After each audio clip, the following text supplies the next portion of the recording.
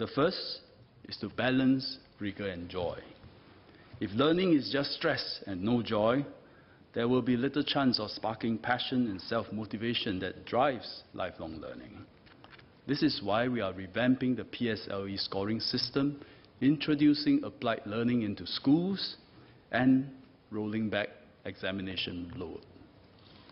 The second thrust is Uplift.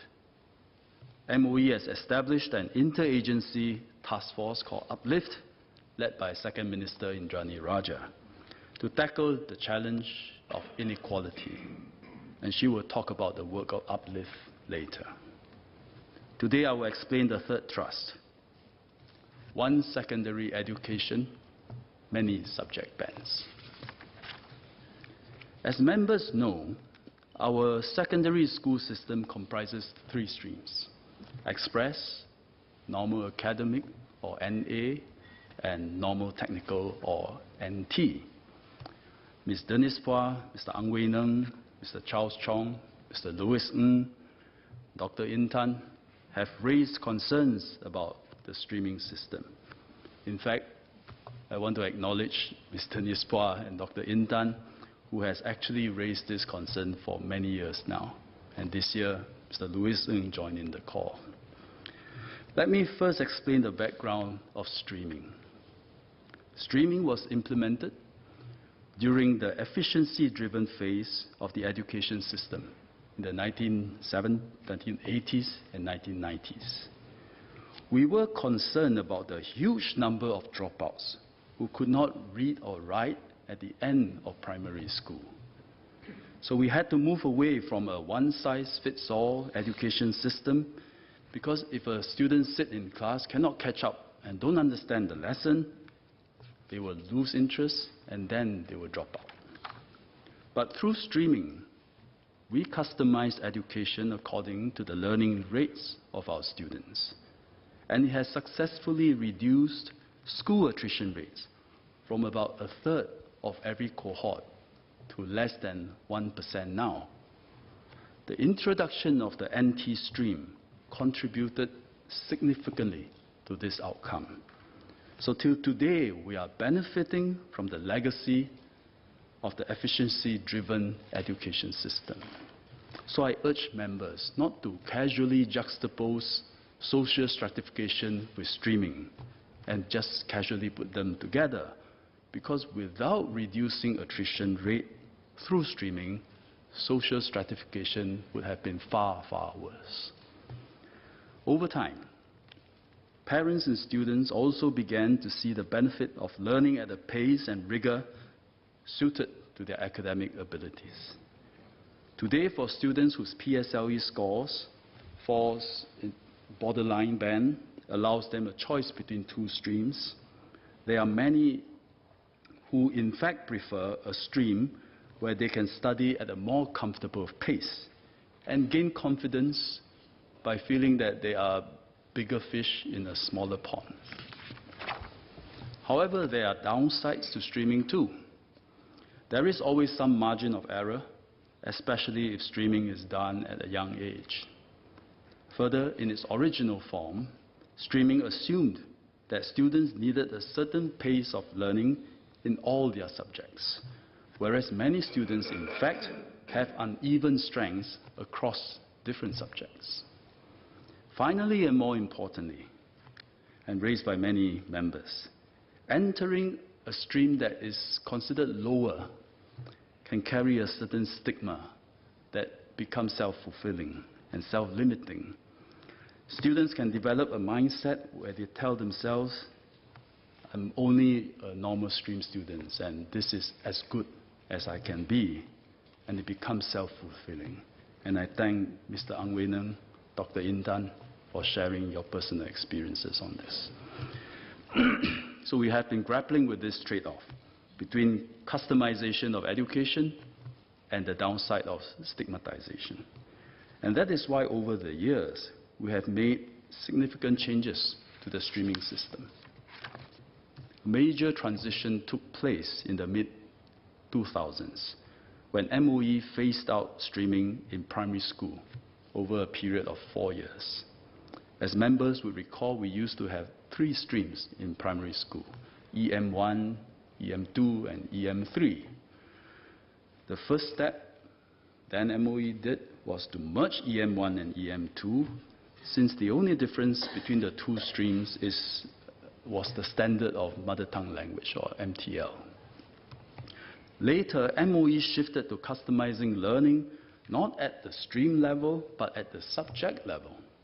So we introduced different standards for subjects: standard and foundation for English, math, and science, higher standard and foundation for MTL. And so we called this subject-based banding, SBB, started since mid-2000s. Hence, by 2008, instead of having 3 streams, we have a single primary school course.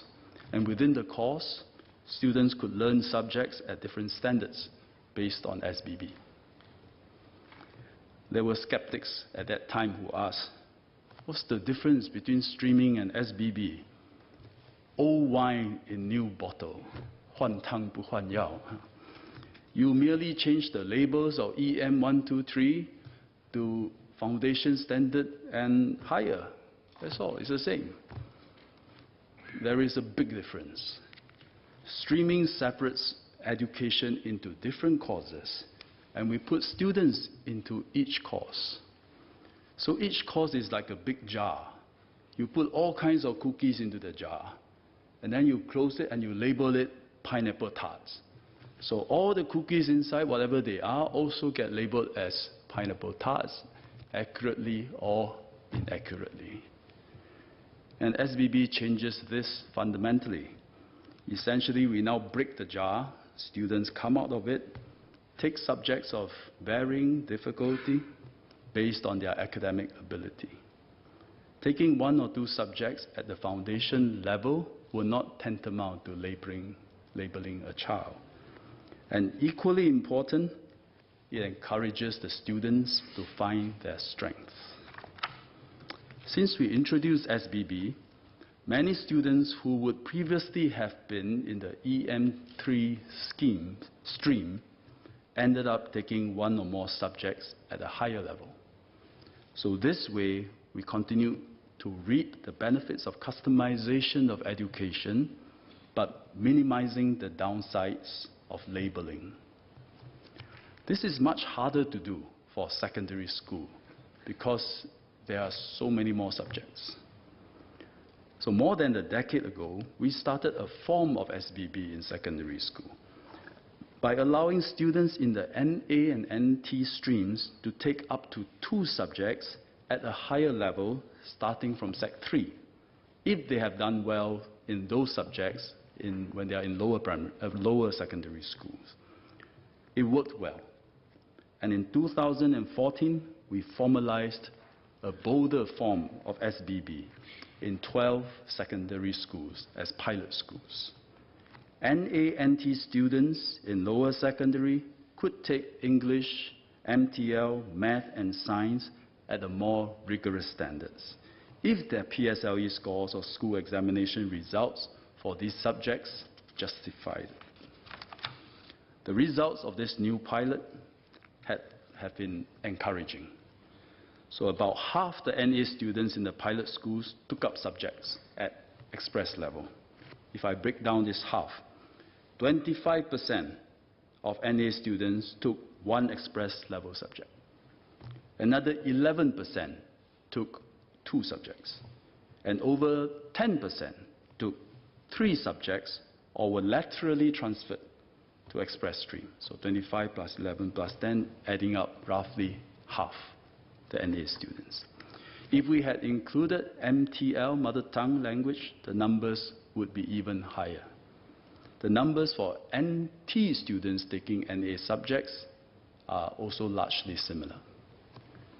As of now, the 2 batches of students who have participated in SBB in the prototype schools, they have completed their secondary school national examinations.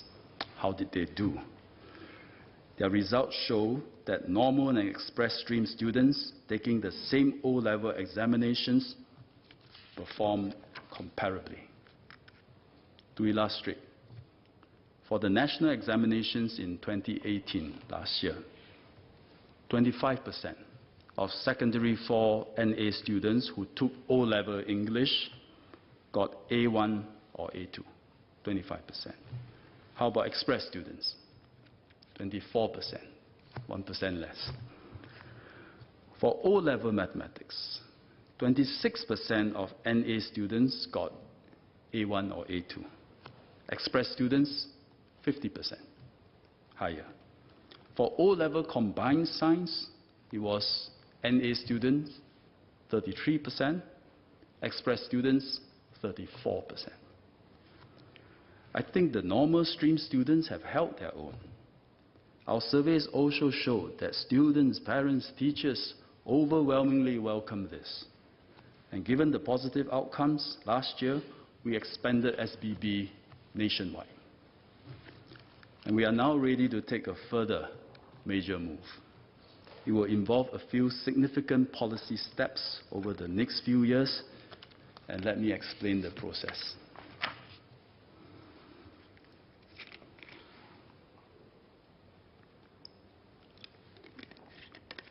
There will be two important milestones, 2020 and 2024. Beginning in 2020, about 25 pilot secondary schools will implement full subject-based banding, full SBB, one more acronym, with more schools joining in the subsequent years. How is full SBB different from vanilla SBB today? So there are three main differences. Number one, we will allow lower secondary school students to study more subjects at a higher level, not just English, MTL, math, and science today, but also geography, history, literature. Chemistry, biology, this is only available in upper secondary. As it may be difficult to ascertain the level suitable for students using just their PSLE results, MOE and schools will develop guidelines and assessment mechanisms, including using secondary 1 year-end examination results. Number two difference. We will also allow students of express and NA streams the flexibility to take a subject offered in NA and NT streams respectively, to broaden their learning and experiences, or in instances where customization will help the student. So express stream students today are already exposed to technical subjects such as design and technology. In time, express students may take subjects offered in the normal streams such as mobile robotics. Three, the third big difference. Beyond the academic aspects, full SBB will also give pilot schools an opportunity to reshape the social environment in schools to benefit their students. Day-to-day practices in schools play a big part in shaping a child's self-confidence, sometimes more than the academic curriculum. I learned this from Mr. Tan Chaw Pang, the principal of Boon Lay Secondary. Mr. Patrick Tay know him very well. The late coming and absenteeism rates amongst normal stream students in Boon Lay Secondary had not been healthy. However, Chaw Pang observed that when it comes to CCA, all the students are very engaged. So in an unprecedented move, he figured, let's just change the way we organize classes. And after all, Boon Lay Secondary have a smaller environment, smaller school enrollment, so he gave him the flexibility. So he reorganized form classes according to CCAs rather than academic streams. And almost immediately, absenteeism, late coming rates fell drastically. I was fascinated by this unorthodox practice and decided to visit the school and speak to teachers and students. So I found out every morning students will gather in their CCA groups, which is their form class, for morning assembly. They also undergo character and citizenship education classes, learning journeys together as a form class based on CCA. For academic lessons, they then break out into different classes based on SBB. So I asked the students, why the big reduction in late coming and absenteeism rates when the principal changed the class organization? The students were frank.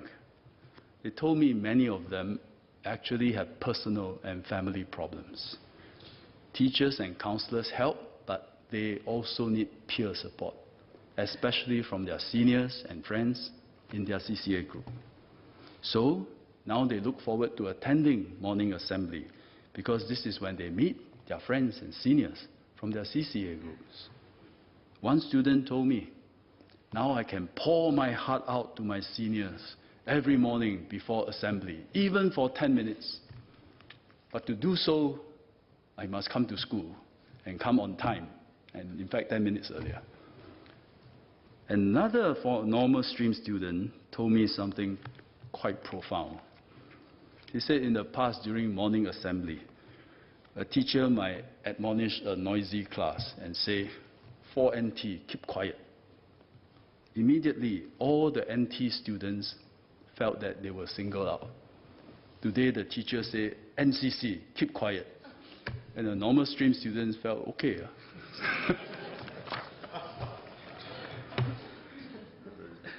The students who have gone through almost 2 years of the new form classes in Boon Lay Secondary, they have recently completed their secondary school national examinations.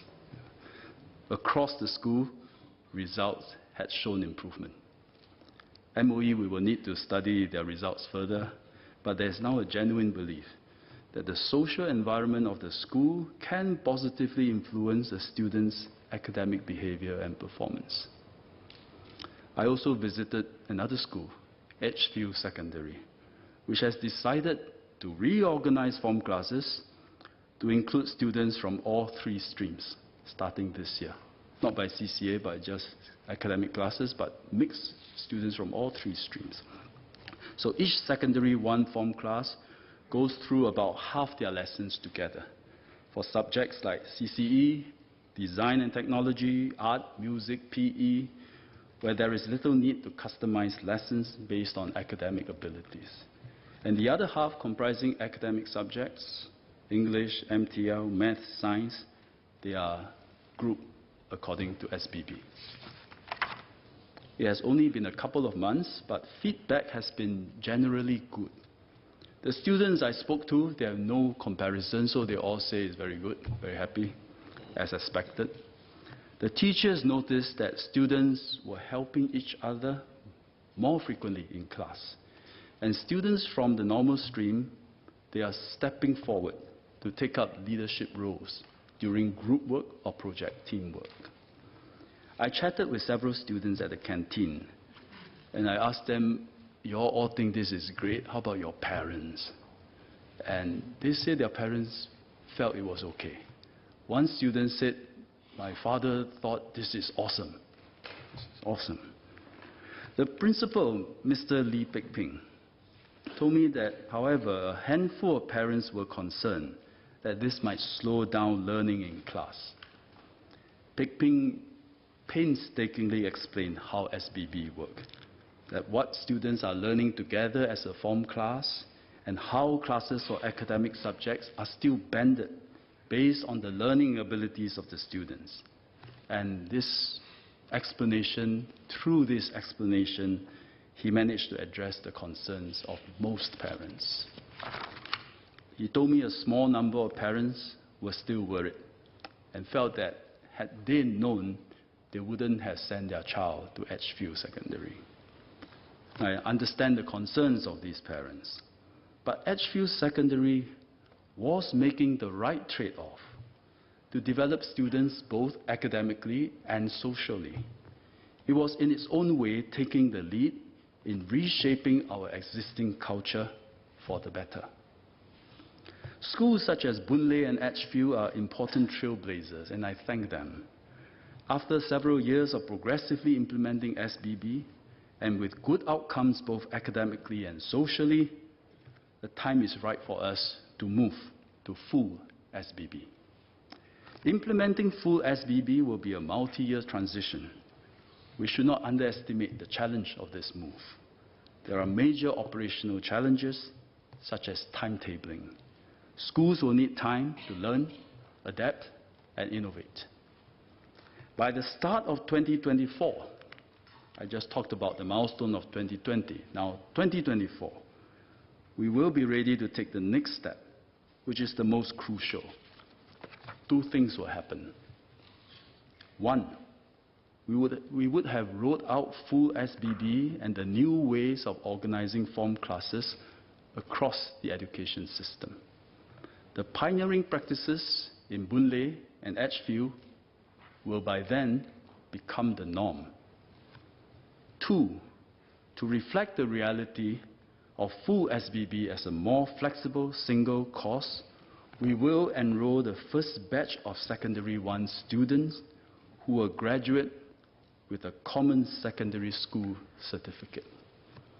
This common certificate will combine the current O-level, NA, and NT certificates.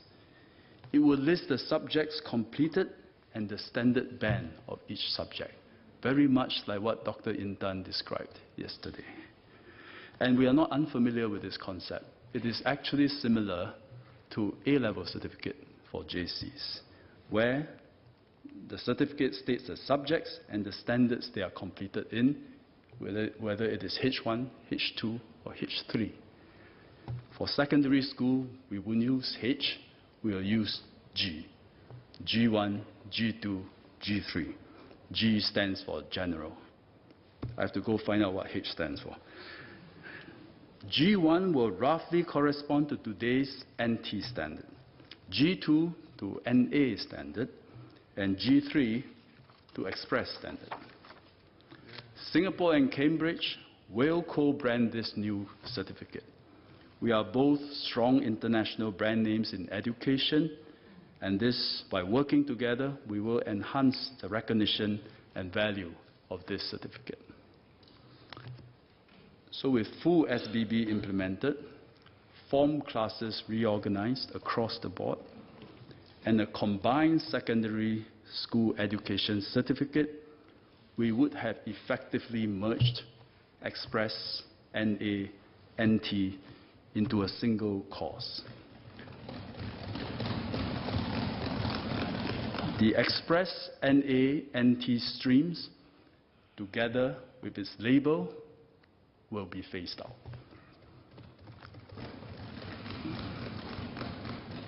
So from 3 education streams, we now have one secondary education, many subject bands. We will no longer have fishes swimming down 3 separate streams. We have one broad river, each fish negotiating its own journey.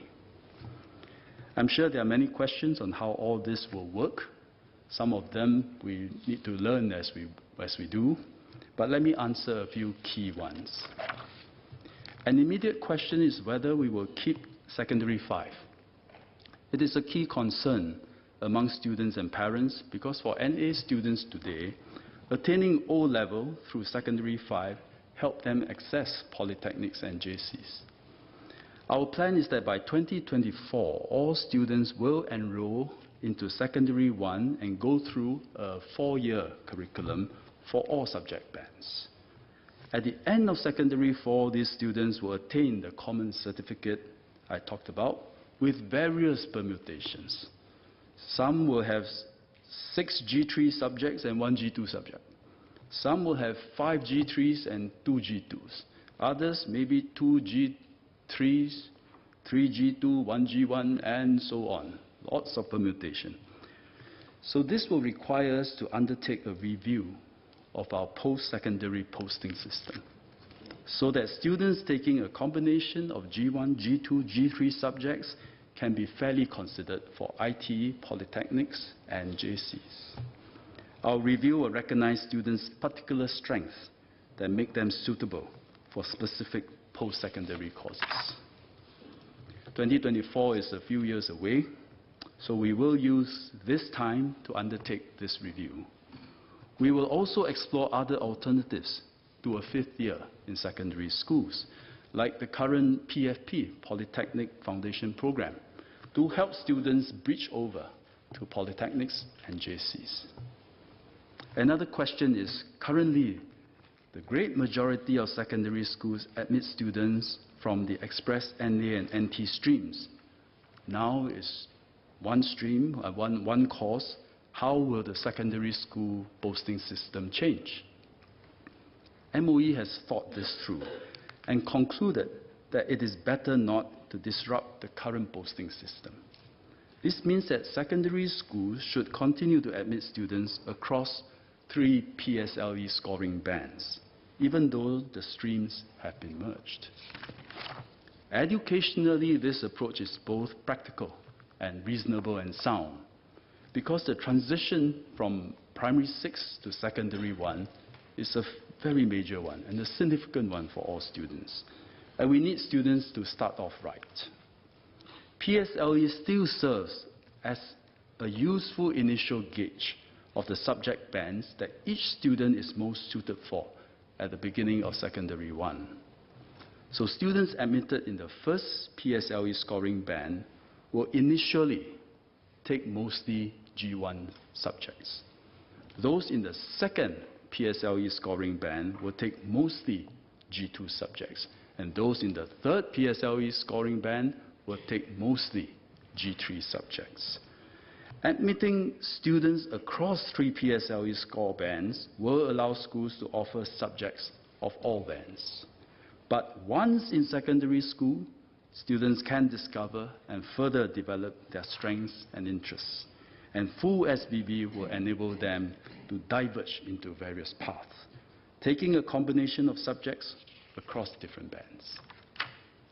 There is also an important social consideration. Admitting students from different PSLE scoring bands into the same secondary school will ensure that our students get to make friends from diverse backgrounds. And indeed, one of the key objectives of education is to forge a cohesive society.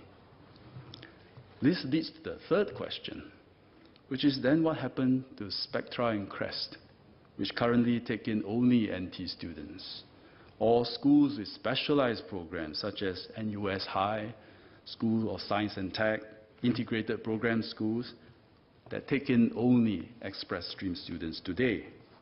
Will MOE mandate that they take in students across all 3 PSLE score bands? There is value in having certain schools taking a whole school approach in implementing specialized programs. Every education in the world, every education system in the world will have schools that cater specifically to different segments of students, such as those with high academic ability, strengths in specific area, or much prefer hands-on vocational and technical training. Such a diverse education system can complement the plan to move beyond streaming. We should maintain and balance diversity across schools and within the school to allow us to better cater to the educational needs and strengths of different groups of students. The downside is the lack of mixing in these more specialized schools. These schools, they have to make a special effort to recruit students from all backgrounds, wisely using their direct school admission or DSA mechanism. They will have to ensure that students participate actively in inter-school mixing opportunities, such as combining school CCAs, outward bound school camps, or values in action projects, where week in, week out, students from different schools get to mingle together. And I can see many of the principals from the specialized schools working very hard to do better in this aspect. There is also scope for these specialized schools to offer more subject options. Spectra and Crest should offer more NA subjects compared to today, and could possibly also offer a few express-level subjects.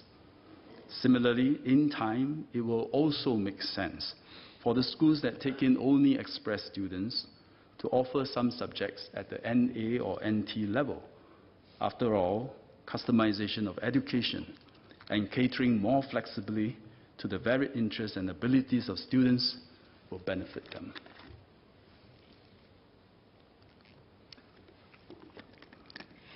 Mr. Chairman, let me conclude.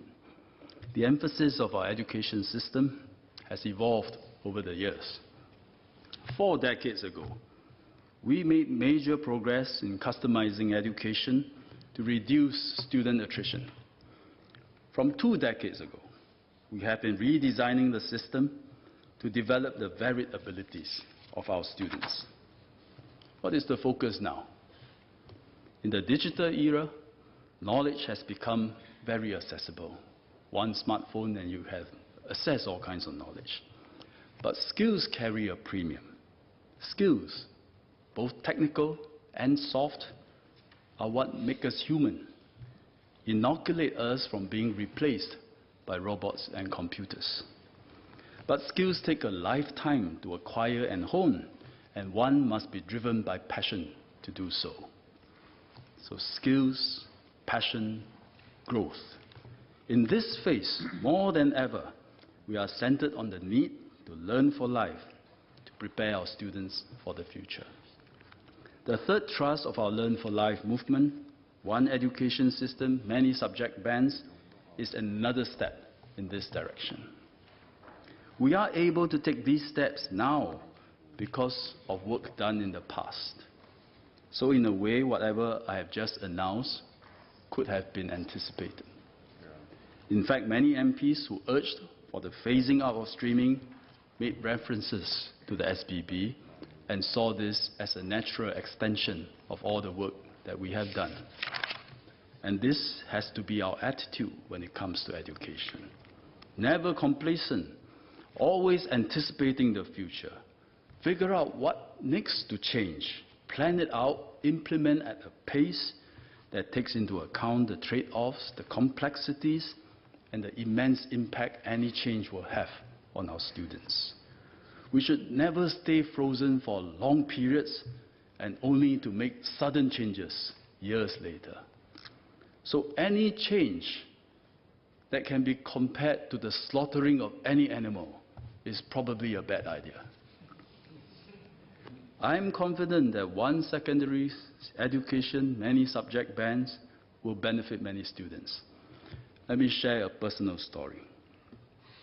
I grew up in a Chinese-speaking family. When I was young, the only books I read was Chinese comics. I entered primary 1 not being able to understand English very much less reading and writing. My late mother, Chinese teacher, tried to teach me, but her own English is very limited. And sometime in primary 3, I had a eureka moment, you know. I still remember it vividly. I figured if B-A-R is bar, B-E-R is burr, B-A-R, B-E-R, I can put it together, and it's barber, the guy who cut my hair. So I figured out phonics in P3. So from then on, I could start to read English books. My first book, Three Musketeers. So I could read the words and the sentences, but I have a problem. I don't know what it means. So in secondary school, my English standard was what my classmates will describe as cannot swim. And this affected my other language-dependent subjects, such as history and geography. So how do we pass? We memorize large chunk of text. And the exam, then you keep your fingers crossed, exam question spotted correctly, then you regurgitate what you memorize. Exam question come out wrongly, also regurgitate anyway. But if I were in primary school today, I would probably have been put into an LSP, Learning Support Program, which would have done me a lot of good. In secondary school, it would also have been better for me to be placed in a less demanding band for English, which will give me time to pick up the basics and then upgrade to a more demanding band if I can meet the standard. So I should have done G2 or G1 English. There are some students who are very strong in every academic subject, but most, like myself, have uneven strengths, even specific weaknesses. It is just the way humans are. The challenge of our education system is to cater to that. And that is the central purpose of this change. Put to rest the mistaken notion that there is a single dominant path to success that starts from a very young age. The school system will become more flexible, far more flexible than today, so that we can customize learning to the student, to give them time to blossom at different points in their lives, while anchoring the belief that we can grow and get better. Beyond schools, the IHL landscape then offers even more varied pathways for the student to develop and grow based on his talents and his strengths. In making this change, we are developing a child with the knowledge that the pace of his or her learning changes with time, all the way to adulthood. We are acting on our conviction that our students benefit most when there is diversity across schools and within schools. Above all, we are guided by our belief that no child's fate is fixed, and in an environment that encourages growth and development, they will fulfill their potential to be sons and daughters of Singapore that we can be proud of. Mr. Chairman, thank you.